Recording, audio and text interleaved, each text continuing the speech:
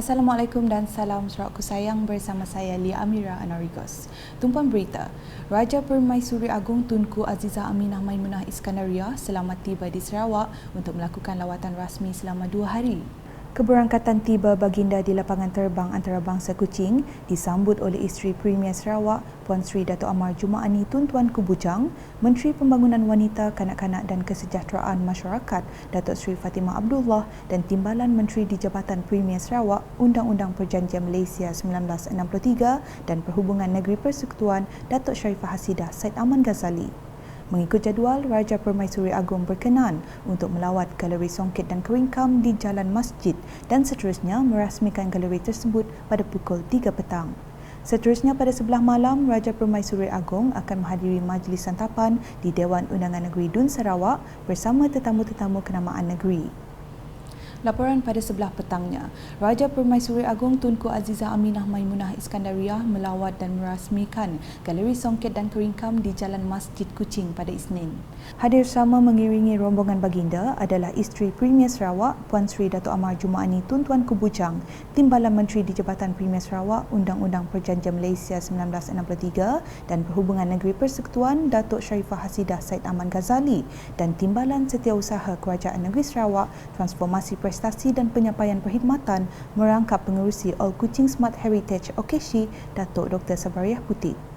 Sementara itu, semasa berucap dalam majlis tersebut, Datuk Dr. Sabariah memberitahu projek inovasi warisan songket dan keringkam Sarawak yang diterajui oleh OKSHI dapat membangunkan ekosistem yang bersepadu dan lestari.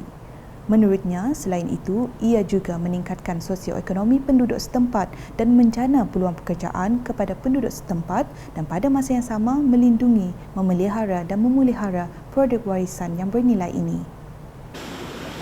Ekosistem ini merangkumi pelbagai aspek, antaranya melahirkan lebih ramai bakat penenun dan penyulam di Sarawak melalui Centex ataupun Center for Technical Excellence, menambah penghasilan produk warisan premium dan juga produk inovasi melalui Centex Commercial. Contohnya clutch, beg wanita, barangan cenderhati. Menghubungkan dan mengukuhkan jaringan supply chain di antara komuniti tempatan dan pengeluar antarabangsa. Seterusnya membangunkan bakat kemahiran seperti kemahiran pembungkusan dan pelabelan, kemahiran digital melalui usaha sama pihak Unimas. Selain dari itu, meluaskan promosi dan visibility seperti penganjuran program dan pertunjukan fashion. Meningkat dan akhir sekali meningkatkan kajian dan pembangunan dengan pihak institusi dan industri dalam kelestarian tekstil dan pereka fashion terkemuka. Jelas Datuk Sabariah lagi, setakat ini Sarawak mempunyai seramai 366 yang terdiri daripada 120 orang penenun songket dan 246 penyulam keringkam di sekitar Sarawak. Daripada 120 penenun songket, mereka terdiri daripada 37 penenun dari Kuching, Gedong, Rajang, Kota Semarahan, Limbang dan Lawas. 38 penghuni dari penjara Puncak Borneo, dan selainnya 45 graduan dari Centex.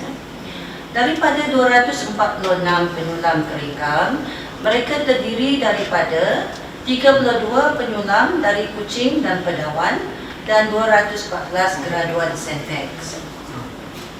Beliau menambah galeri tersebut akan menjadi platform jualan produk-produk songket dan keringkam daripada pelbagai komuniti di seluruh Sarawak, termasuk daripada songket Sarah Pride Penjara Puncak Borneo dan diuruskan oleh Centex Commercial Services CCS yang merupakan anak syarikat Kerajaan Sarawak.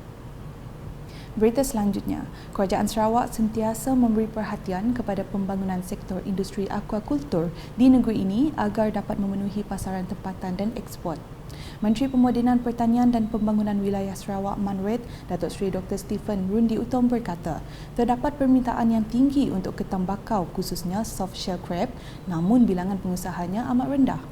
Bercakap ringkas semasa lawatan kerjanya ke syarikat Ginger and Coconut Sdn Berhad di Lobas Toh Rambungan baru-baru ini, beliau menambah bidang penternakan ketam bakau merupakan salah satu cabang yang akan diambil berat bagi menjamin keselamatan bekalan makanan atau food security di Sarawak.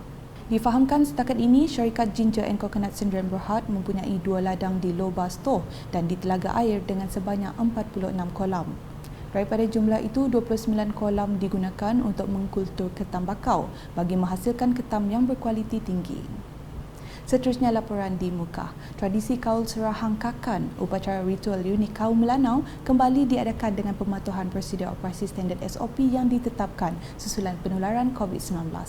Meskipun tidak semeriah seperti tahun-tahun sebelumnya, namun upacara ritual itu tetap dilaksanakan penuh tradisi bertempat di tapak Pesta Kaul Mukah pada Ahad. Menurut Ahli Parlimen Mukah, Datuk Hanifah Hajar Taib, selain mengekalkan tradisi kaum Melanau, pelaksanaan ritual lama itu juga menjadi titik pertemuan masyarakat berbilang kaum dan agama di negeri ini yang mahu menyaksikan keunikan upacara tersebut. Kaul kakan adalah satu pertemuan antara masyarakat. Ia adalah satu tradisi yang dah lama kita laksanakan daripada dulu-dulu. Okay. Kemungkinan sebelum wujudnya agama-agama lain ataupun pergaulan masyarakat lain yang datang ke bahagian tu. Jadi mengikut dari sini itu adalah satu adat yang kita ingin nak memastikan bahawa ada harmoni bukan saja di dalam di dalam alam tu tetapi di alam yang lain. Kena dari segi orang Melayu, dari segi asalnya nang ikatan dengan alam semula jadi yang pun roh-roh yang nang dah lama dah ada ikatan panjangan, jadi dikekalkan. Menjelas kepada media semasa menghadiri upacara itu, Timbalan Menteri di Jabatan Perdana Menteri Hal Ehwal Sabah dan Sarawak itu menambah beliau sentiasa memberikan sokongan untuk memastikan adat dalam masyarakat dikekalkan dan dilaksanakan secara harmoni. Sementara itu, Ahli Dewan Undangan Negeri Telian Royston Valentine memberitahu tradisi tersebut perlu dipelihara untuk memartabat dan mengetengahkan kekayaan budaya dan adat masyarakat di negeri ini. Dan upacara seperti ini memang seharusnya kita kekalkan dan pelihara, di mana tanpa kita dan tanpa jawatan kuasa pelaksana yang sedia ada sekarang ini, di mana mereka telah melaksanakan pesta ataupun upacara kaul kakan ini ataupun kaul tradisi ini, kita dapat melihat dengan lebih dekat apa itu kaul sebenarnya. Kalau kita lihat sebelum ini dalam beberapa tahun sebelum pandemik kita telah mengadakan pesta kaul di mana ada pelbagai aktiviti lah, dan sekarang kita hanya dapat melaksanakan upacara tradisi saja di mana kita still mengekalkan adat budaya kita lah. Itu yang paling penting sebenarnya, di mana kita perlu memelihara dan memartabatkan budaya kita lah. Sebab tanpa usaha seperti ini ianya mungkin akan pupus, ya mungkin akan hilang lah. Manakala di Serian, semangat perpaduan dalam kalangan penduduk kampung-kampung Melayu di bawah Mukim Serian terus diperkukuh menerusi penganjuran program kemasyarakatan di peringkat kampung. Duta Khas Perdana Menteri ke Jepun, Korea Selatan dan Taiwan merangkap Ahli Parlimen Serian, Datuk Seri Richard Riyad Jaim berkata, penganjuran program seumpamanya juga mampu mengeratkan lagi silaturahim antara penduduk. Menurutnya, Hari Keluarga Mukim Serian 2022 telah diadakan untuk menjalinkan silaturahim kampung-kampung Melayu di bawah Mukim Serian meliputi Kampung Hilir, Kampung Hulu, Kampung Munggu Limo, Kampung Bunga Siantan dan Kampung Bunga Raya Serian. Berucap ringkas dalam program tersebut pada Sabtu, beliau berkata penganjuran program itu juga dapat mewujudkan kampung-kampung yang harmoni. Sementara itu, Datuk Seri Richard Riyad turut menyampaikan sumbangan kepada Jawatankuasa Keselamatan dan Kemajuan JKKK Kampung Hilir, Kampung Hulu, Kampung Munggu Limo, Kampung Bunga Siantan dan Kampung Bunga Raya. Beliau juga menyampaikan bantuan kewangan kepada seorang pelajar yang melanjutkan pengajian di Al-Bukhari International University. Berikut pula di Ngemah dengan Ketua Masyarakat dan Ketua Kaum KMKK perlu terus memainkan peranan masing-masing untuk memperkasa masyarakat setempat. Ahli Dewan Undangan Negeri Ngemah Ani Jana memberitahu ini termasuk membantu kerajaan menyampaikan maklumat penting kepada peringkat akar umbi. Katanya semua KMKK harus memainkan peranan mereka dalam membantu kerajaan menyampaikan maklumat mengenai dasar-dasar yang memberi faedah kepada rakyat. Berucap semasa majlis pemimpin bersama rakyat di Rumah Talang Nanga Ensengai Kenawit, beliau memberitahu telah mengadakan perjumpaan dengan Lembaga Multimedia Sarawak SMA bagi membincangkan isu rangkaian telefon dan internet di kawasan Ngemah. Ujarnya bagi mengatasi masalah tersebut, pihak SMA akan membina 9 pencawang yang baru di sekitar kawasan Ngemah. Sekian edisi malam bersama saya Lia Amira. Berita lebih lanjut boleh didapati di semua platform media sosial UKAS termasuk portal ukas.sarawak.gov.my dan UKAS Channel di YouTube. Salam UKAS.